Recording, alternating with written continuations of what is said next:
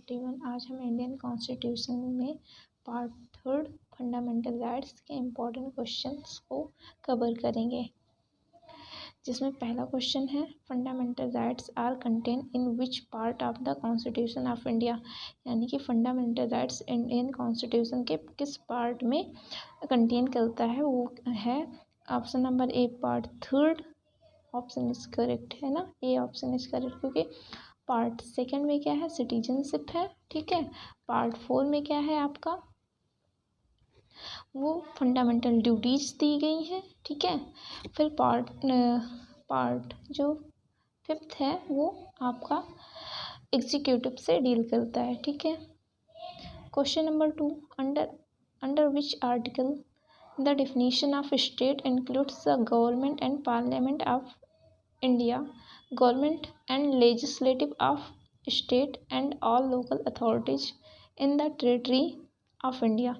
कह रहे हैं कि किस आर्टिकल में स्टेट की डिफिनीशन दी गई है ना, ये जो दिए गए हैं। तो क्वेश्चन आपका ऑप्शन ए है 11, ऑप्शन बी है 12, ये करेक्ट है। ठीक है, ऑप्शन सी जो है वो आपका लॉ की बात करता है। लॉ क्या है, आर्टिकल नंबर 4 जो है वो आपका इक्वलिटी की बात करता है ना, क्षमता के अधिकार की बात करता है। नोट में दिया गया है definition of a state under article 12 of the constitution applies to part 3 and part 4 of the constitution. कह रहे हैं कि स्टेट की जो डिफिनीशन आर्टिकल नंबर 12 में दी गई है वो आपके पार्ट 3 में भी अप्लाई होगी और पार्ट 4 में भी वो अप्लाई होगी। ठीक है, फिर उसके बाद आप एक केस देखेंगे, Union of India versus RC Jain का केस। इसमें Supreme Court laid down the test of determine which body would be considered as a local authority under the definition of a state inserted under article 12 of the constitution। ठीक है, एक दूसरा case आता है R D. Shreshthi versus Airport Authority of India. Justice इस case में क्या justice कौन रहता है, justice P N. Bhagwati gives 5 points. Okay, 5 ऐसे गाइडलाइंस देते हैं justice P N. Bhagwati.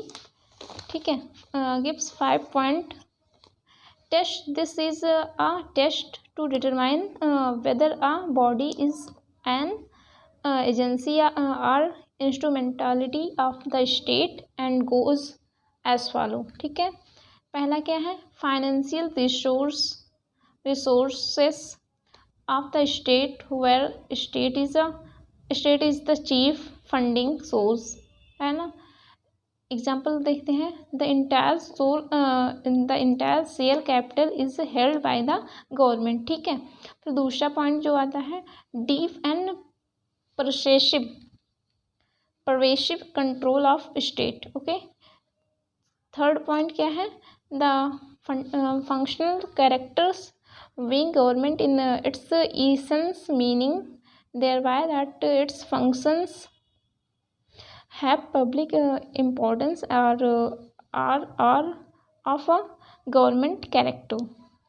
Fourth point है, a departmental of a government transferred to a corporation।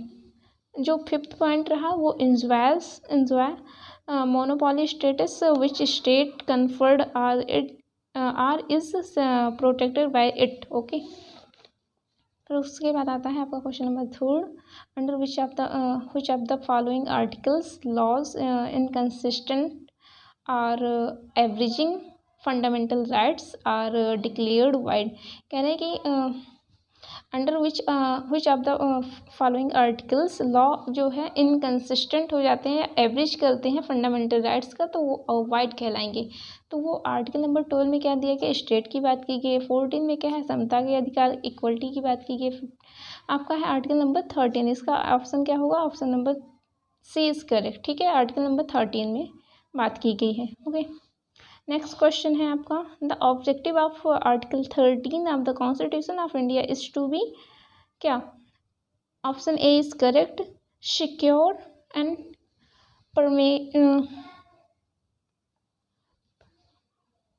promoting the fundamental rights. Okay,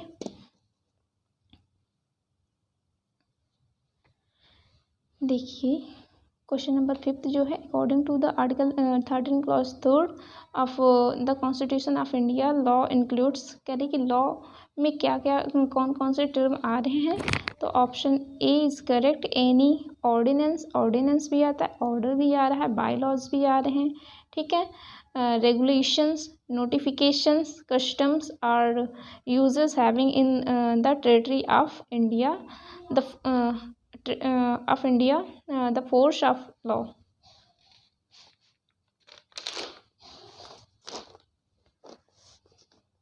एक नोट है, according to the constitution of India, pre constitutional laws inconsistent with the fundamental rights are void, ठीक है।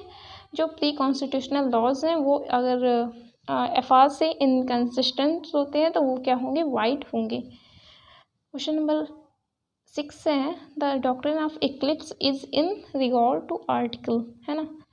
Doctrine of eclipse आपकी article number 13 में दी गई है, ठीक है।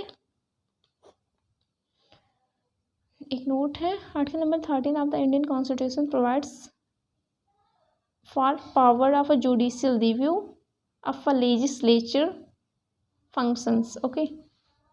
दूसरा नोट है, doctrine of eclipse applies to all laws, pre constitutional laws as well as post constitutional laws, यानी कि जो कॉन्स्टिट्यूशन बनने के पहले लॉ थे उन पर भी अप्लाई होता है डॉक्ट्रिन ऑफ इक्लिप्स, और जो उसके बाद बने उन पर भी अप्लाई होता है। Judicial review means testing the action of executive by judiciary, ठीक है। The power of judicial review in India is possessed by SC as well as HC, यानी कि सुप्रीम कोर्ट के पास भी इसकी पावर है और किसके पास, हाई कोर्ट के पास भी। नेक्स्ट पॉइंट है, the concept of judicial review in India inspired by constitution of USA, ठीक है। जुडिशियल रिव्यू का कहाँ से कह देगी, इंडियन कॉन्स्टिट्यूशन में इसका कॉन्सेप्ट कहाँ से आया, तो वो कहाँ से आया, USA से। नेक्स्ट क्वेश्चन है आपका, rule of law is founded in, तो आर्टिकल नंबर 14 में, ठीक है। एक नोट है आपका, equality before law and equal protection of law under article 14 is available to citizens and non citizens, यानी कि equality before law and equal protection of law, चाहे वो नागरिक हो या गैर नागरिक हो, दोनों को अवेलेबल है, ठीक है। फिर नेक्स्ट क्वेश्चन आपका है, discrimination by the law in marriageable age of a boy 21 year and a girl 18 year, तो कह रहे हैं कि ये कोई ऑफेंस नहीं है, किसमें, under article does not offend under article 14, ठीक है। एक नोट है, Dicey, according to Dicey the meaning of a rule of law में we discussed under heads of equality before law.